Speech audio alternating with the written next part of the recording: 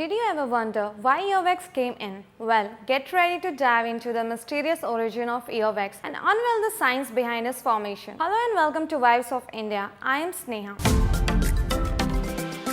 Before we continue, make sure to subscribe to our channel and hit the bell icon for notification.